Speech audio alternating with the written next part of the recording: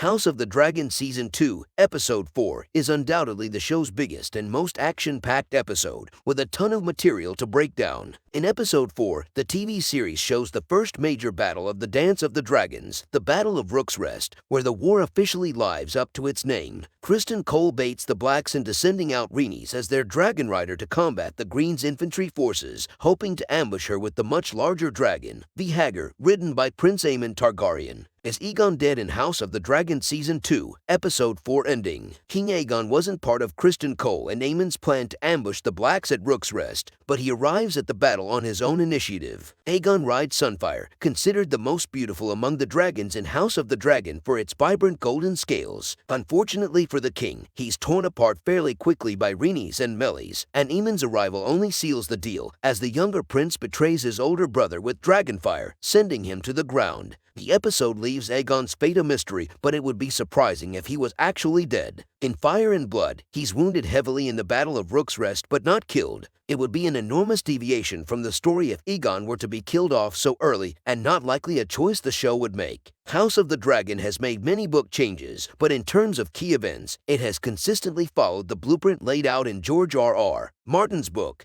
Why did Aemond try to kill Aegon twice? Like many of the brothers in House of the Dragon and Game of Thrones, there's no love between Aemond and Aegon. Aemond considers his older brother to be a fool who's unworthy of the crown, while he's worked tirelessly, made sacrifices, and taken enormous risks to mold himself into a weapon for his faction. It's not dissimilar to the relationship between Daemon and Viserys, though Daemon deeply admired his older brother. Aemond despises Aegon, and he sees the Battle of Rook's Rest as an opportunity to kill his older brother and lay the blame on Rhaenys. Following the conflict, he approaches Aegon after his fall to seal the deal with his sword if he isn't already dead. If Aegon dies, Aemond would become king, as it's too late now for the Greens to backtrack and give Rhaenyra the throne. At this moment, Aemond has everything to gain and nothing to lose from taking out his brother. Rhaenys' death explained and what it means for Rhaenyra. Rhaenys Targaryen enters the battle for the Blacks and does a terrific job in dealing a blow to the Greens, eliminating hundreds of armed forces and sending King Aegon to the ground. She could have left matters like that, making it an astounding victory for the Blacks despite the loss of Rook's Rest, but she decides to turn around and hold her ground,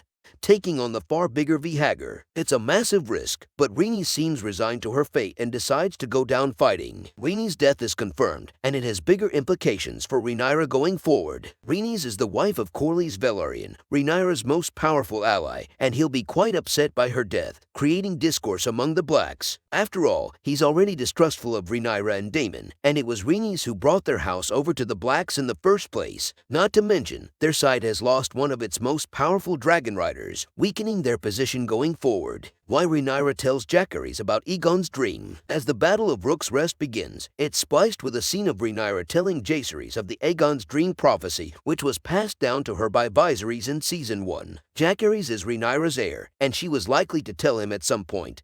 But this is a pivotal moment for her to do so. She's sending a dragonrider out to war, elevating the stakes and danger of the Dance of the Dragons, and she wants to ensure that Aegon's dream is secured as best as possible. With the war truly beginning and chaos erupting, Jacaerys has to know the larger stakes at risk. How House of the Dragon Season 2, Episode 4's ending changes the book. In Fire and Blood, Aegon is complicit in Cole and Aemond's plan to ambush the Blacks at Rook's Rest, and he rides with his brother to attack Rhaenys. While fighting both brothers, Rhaenys and Meleys still manage to deal a near-fatal blow to King Aegon but eventually fall to Aemond. The biggest change in the episode is that Aemond betrays his brother, hoping to seize the crown for himself. Rhaenys is also never described as having the opportunity to escape after bringing down Aegon. The Dance of the Dragons has begun.